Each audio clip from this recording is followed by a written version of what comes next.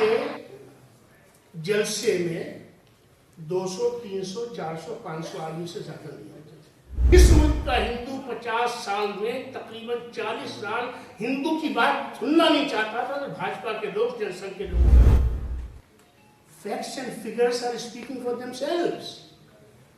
अगर आज दुनिया में इंडियन जीनियस को 2024 में नहीं बल्कि 2014 से 2014 में बहुत से लोगों को मुझसे इख्तिलाफ है और बहुत सी चीज़ों में उनको भी इख्तिलाफ है। जब आप लॉजिक और रैशनल की दुनिया में रहते हैं और बात करते हैं तो डिफरेंस ऑफ ओपिनियन लॉजिकल बन जाता है, रैशनल बन जाता है। आपने आज ये जो माहौल बनाया है जिस पर एक बड़ी तादाद में लबैक कहा है, मैं ट्रेडिशनल बात नहीं करूँगा, न मैं यहाँ कोई स्पीच देने के लिए खड़ा हुआ हूँ। कुछ सीधी बातें करूँगा, कुछ कड़वी बातें करूँगा। अक्सर होता ये है कि हम ऑडियंस से ताली बजवाने के लिए, उनको खुश करने के लिए और एक मखसूस मकसद की कंस्टिट्यूएंसी पैदा करने के लिए कुछ बातें इधर उधर की कर लेते हैं। Let's straight talk on issues which are vital, which are significant, which are strategic, and which are bothering and disturbing the minds of every Indian soul. Topic रखा आपने, what is the future of Muslims in India? Had it been a topic, what is the future of India? And in that context, had we been talking about the Muslims as well as one of the entities, that would have been a better proposition. This is what my take is on this particular issue. I am running 72nd year of my life. 50 years I have seen my country. 30 years I have spent in Old Delhi.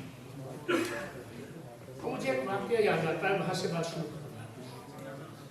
मैं समझता हूँ आप सब लोगों ने बलराज मधोक का नाम सुना होगा। कितने लोगों ने बलराज मधोक जी का नाम सुना है, जरा बताइए। काफी लोगों ने सुना जी। बलराज मधोक जी जनसंघ से ताल्लुक रखते थे और बहुत तीखा बोलते थे और खालिश हिंदू हिंदू हिंदू हिंदू करते थे। उनके जलसे में 200, 300, 400, 500 आदमी से ज्यादा नहीं होते थे। ठीक हो गई बात। उसके बाद एक पॉइंट ऐसा आया कि उन्होंने एक दिल्ली की कॉन्स्टिट्यूएंसी से इलेक्शन लड़ा। उस इलेक्शन में, उस कॉन्स्टिट्यूएंसी में 90% प्लस हिंदू वोटर्स थे। आज भी ऐसे ही है। Hindus didn't vote Bajraj Madhok because the majority of Hindu community was not reconciling with neither with his ideology, nor his the content, nor the style of speech, nor anything else. 561 vote मिले थे। कितने? एक शिकायत अपनी community से करके आगे बढ़ते हैं, क्योंकि जब तक आप तारीफ सुनते रहेंगे और मुतालबा करते रहेंगे और कॉन्स्पिरेसी थ्योरी पे चलते रहेंगे और एस्केपिज्म के रूट की तरफ भागते रहेंगे, तब तक मसला हल होगा नहीं। इन 75 सालों में मसले बढ़ाए हैं हमने, उलझाए हैं हमने, सुलझाए कितने आप अपने आप से खुद पूछ लीजिए।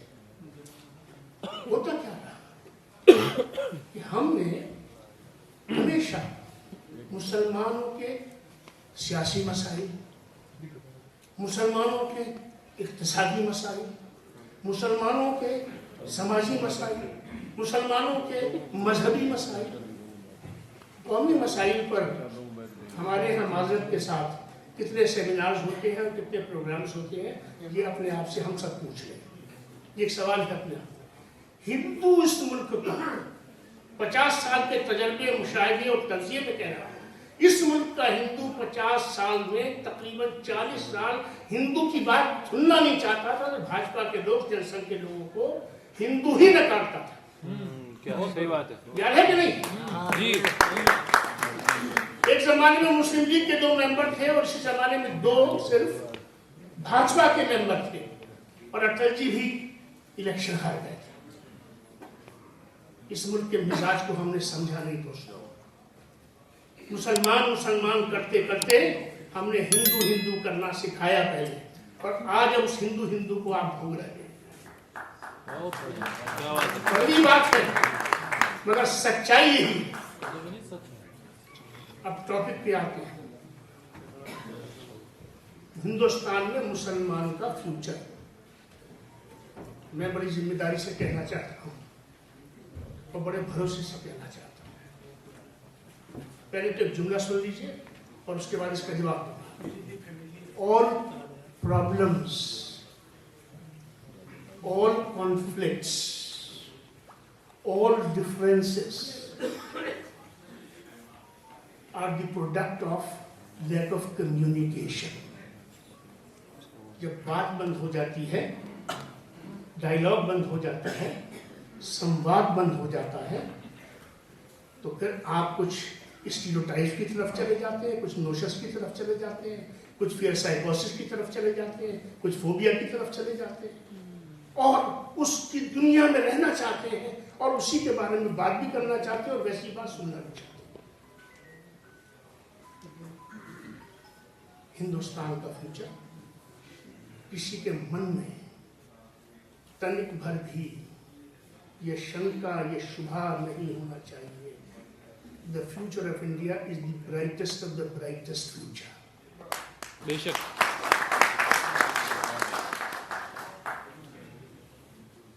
और ये कोई कहने की बात नहीं है। Facts and figures are speaking for themselves. अगर आज दुनिया में इंडियन जीनियस को पे भरोसा करके अमेरिका जैसा मुल्क आगे बढ़ रहा है, उनके इंस्टीट्यूशन देखिए, उनके साइंटिफिक रिसर्च की लैब्स को देखिए, वहाँ सीईओस को देखिए, हमारे टैलेंट को देखिए, तो आपको अंदाजा होगा इस चीज का।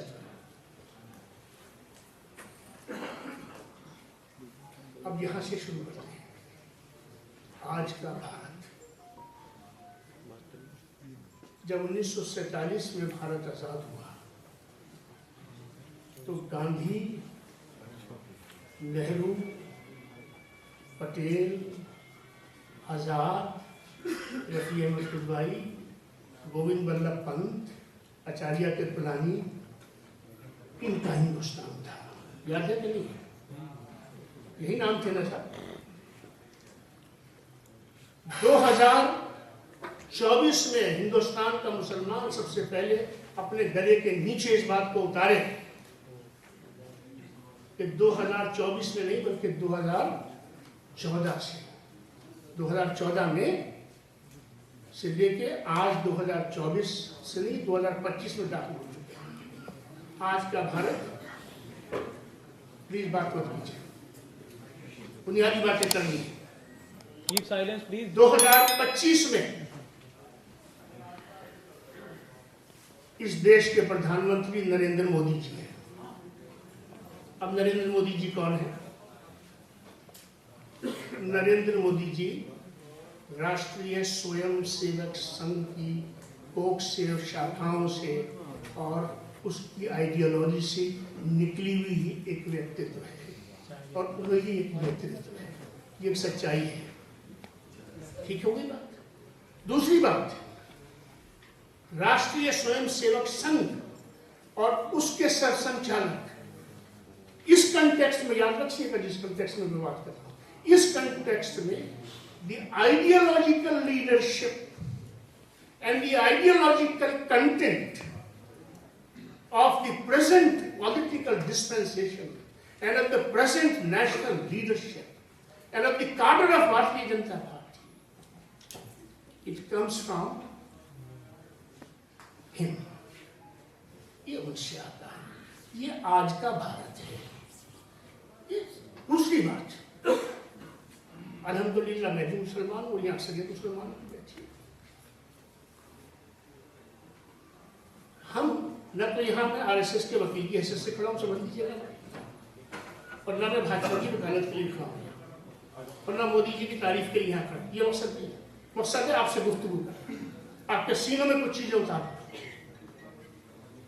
2024 के इलेक्शंस तक हिंदुस्तान के मुसलमान ने, मैं जो कह रहा हूँ लिखता भी हूँ, लिखा भी आपको पढ़ा भी होगा, एड़ी का चोटी का जोर लगाया कि कम वोट में BJP should not come into power. एक बात ये है, बट वी हैव फेल्ड, हम नहीं रोक सके, नंबर 1। नंबर 2, इसके साथ साथ एक शिकायत हम लेकर चले कि साहब हमको रिप्रेजेंटेशन नहीं मिलता, हमको टिकट नहीं मिलता है। मैं एक जमाने में जब अटल जी के साथ काम कर रहा था, बात चली बहुत, मुसलमानों को टिकट नहीं मिलता है साहब। मुसलमानों को चल टिकट दिए गए, जब टिकट दिए गए तो क्या कहा गया कि किसी भी कीमत पर जमानत जब्त करनी है, जमानत जब्त करनी है। और आपने जमानत की जब्त की और बड़ा तीर मारा और गल्फ को बढ़ाते चले गए,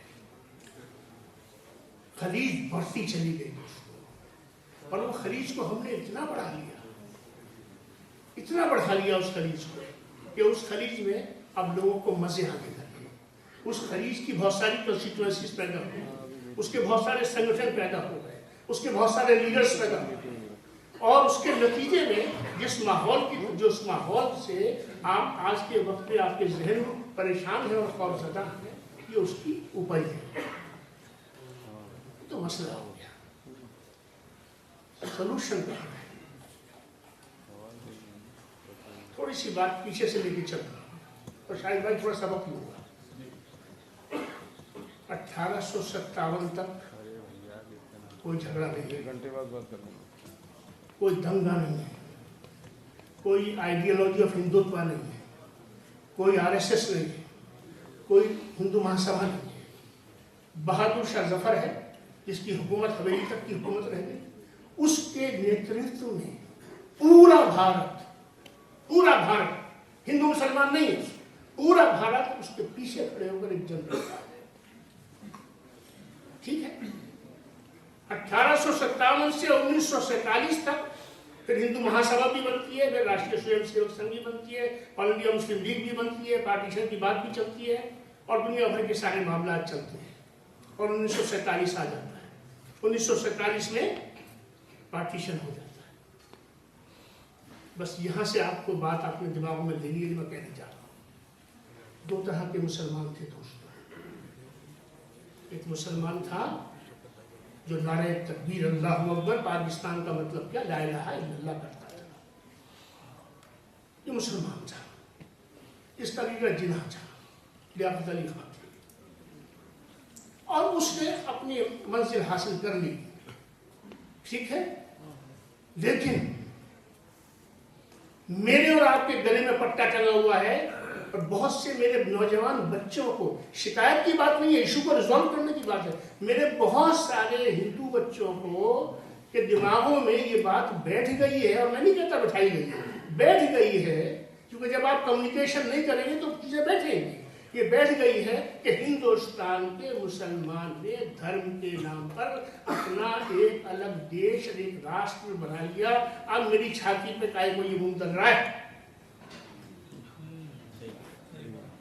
अब काय के लिए इसको अधिकार चाहिए, अब क्या मसला है इसका? ये बात अब ये हम जैसे लोगों के लिए, आप जैसे लोगों के लिए ये थॉट ऑफ द डे है। हमें सोचना पड़ेगा कि हमारे बच्चों में ये बात कैसे चलेगी, ये बात इतनी अंदर तक कैसे चलेगी। जबकि सच्चाई क्या है?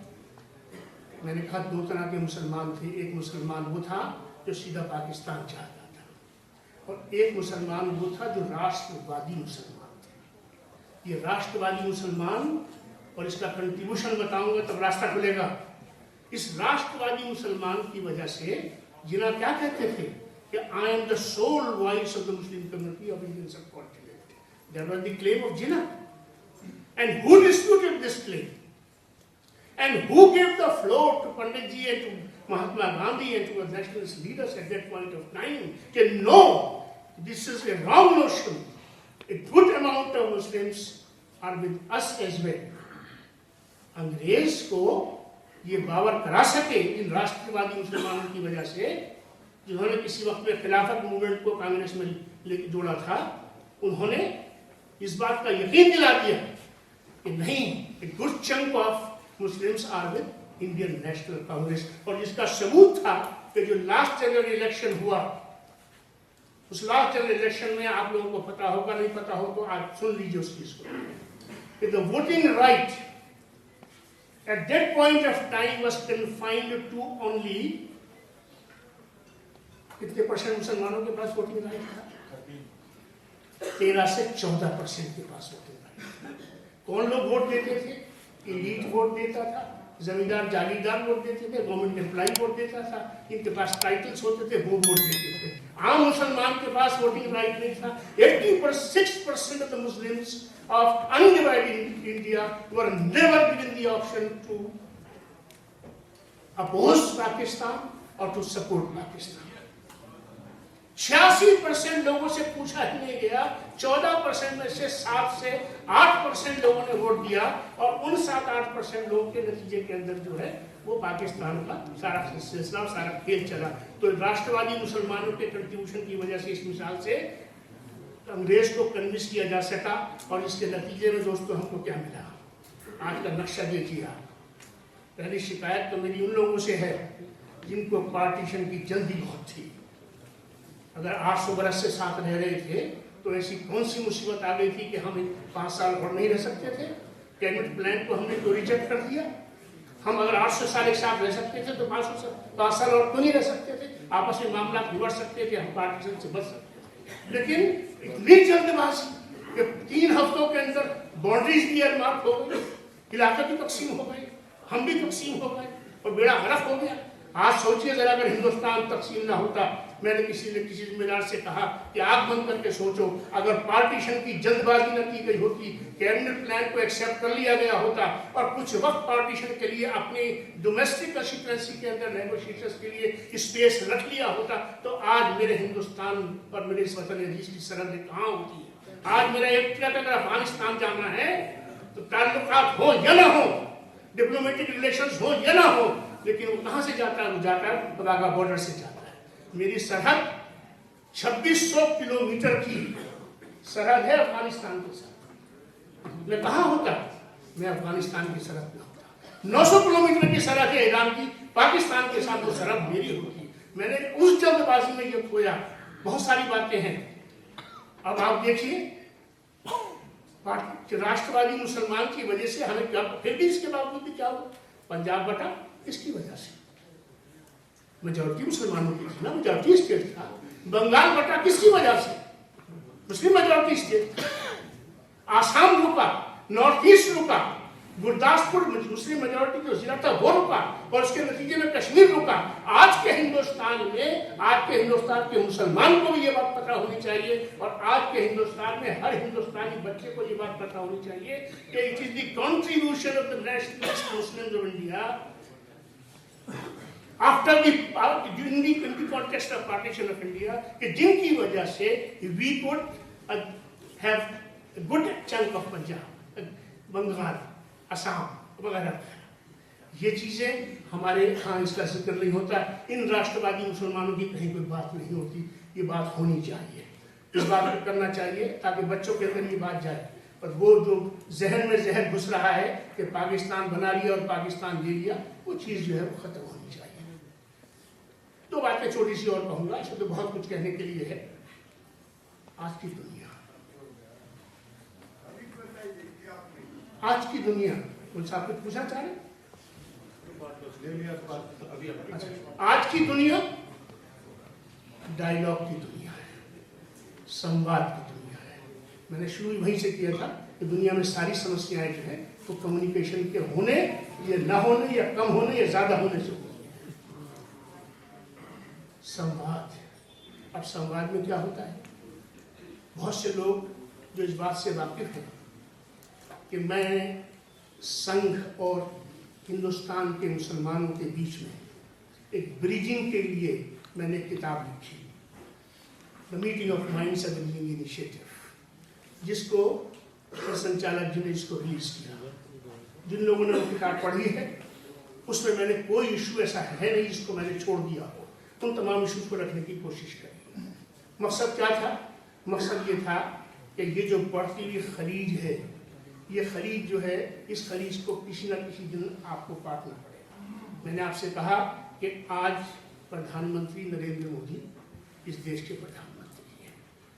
आज राष्ट्रीय स्वयंसेवक संघ का एक वर्चस्व है और उसका एक रोल है, जिसको मैं पसंद करूं या नापसंद करूं, अच्छा समझूं बुरा समझूं, ये तो आपका प्रेरोगेटिव है, मैं उस पर कुछ नहीं कहता। लेकिन जो ग्राउंड रियलिटी है उसको तो मानना पड़ेगा भाई।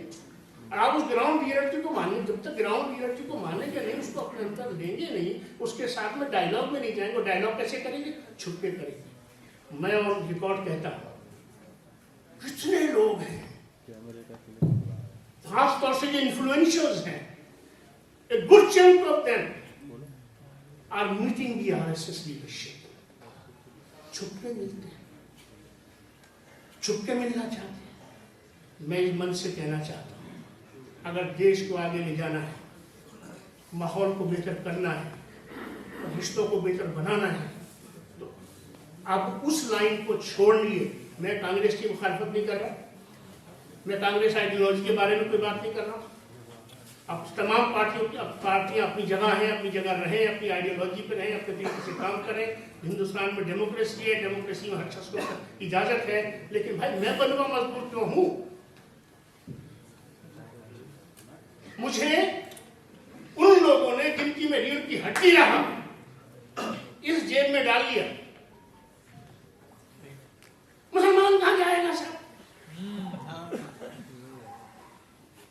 ये जा कहां सकता है साहब? और अगर कोई ऐसी बात कह दे तो साहब एजेंट है साहब, आरएसएस के जनसंघ के, पैसे खाइए। अरे कब तक याद बातें करते रहो? कब तक इस दुनिया में रहो? कोई दोस्त नहीं होता राजनीति में, कोई दुश्मन नहीं होता राजनीति में। राजनीति में राजनीति होती है। हिंदुस्तान के मुसलमान ने ऐसा बंधा मजदूर बना लिया अपने आप को कि हर सेकुलर पॉलिटिकल पार्टी ये समझ के बैठी है कि ये वोट मेरा और मेरे बाप का, और कोई दुनिया की ताकत ऐसी है नहीं कि जो मुझसे इसको ले ले। और मैं आपसे ये कहता हूं कि जब तक आप अपने दर, अपना दरवाजा, अपना दरीचा, अपना दिल, अपना दिमाग, अपनी सोच सबके लिए नहीं खोलोगे, शिकायतें होती हैं। शिकायतें तो सबसे होती है दोस्तों। आपको याद दिलाता हूं, आपको आसाम नीली याद है? बहुत से लोग ये समझते हैं कि फला साहब आ जाएंगे तो खिलाफत आ जाएगी हिंदुस्तान में। खिलाफत ना पहले थी, ना आज है, ना कल आने वाली है। आसाम नीली में जब दंगा हुआ था, याद है आपको? नॉन अलाइनमेंट समिट होने वाली थी न्यू दिल्ली के अंदर। 21 दिन पहले आसाम नीली में कोई कहता है 15,000, ऑफिशियल फिगर 3,000 की है। 3,000 मुसलमानों का कत्ल हुआ। 16 गांव से मुसलमानों को खदेड़ा गया। भागलपुर में 2,000 मुसलमानों को जिंदा दफना दिया गया। गोभी बोदी गई। इस वक्त जबकि होम मिनिस्टर मौजूद है, होम सेक्रेटरी मौजूद है, चीफ मिनिस्टर मौजूद है, चीफ सेक्रेटरी मौजूद है और एक मुसलमान वजीर भी मौजूद है। हमने तो कांग्रेस से बात करनी बंद नहीं करी। क्या बंद की हमने बात? ईदगाह पर 30 दिन के रोजे रखने के बाद नमाज किफ्ती पढ़ के मुसलमान निकल रहा है, घर जाके सेवइयां खाऊंगा, बच्चों के साथ खुशियां मनाऊंगा। 300-400 मुसलमानों को गोली से भून दिया गया। तब तो आपने नहीं कहा कुछ भी। ये सब माफ है? कब खड़े हुए आप? क्या उस जमाने में आपने कोई जलसा करा, कोई एहतजाज किया, किसी मोहतरम ने कोई इस्तीफा दिया हो तो बता देगा मुझे। इसलिए मैं खुल के बात करता हूं। इसलिए कहना चाहता हूं आप लोगों से कि ये दरवाजों को खोल दीजिए।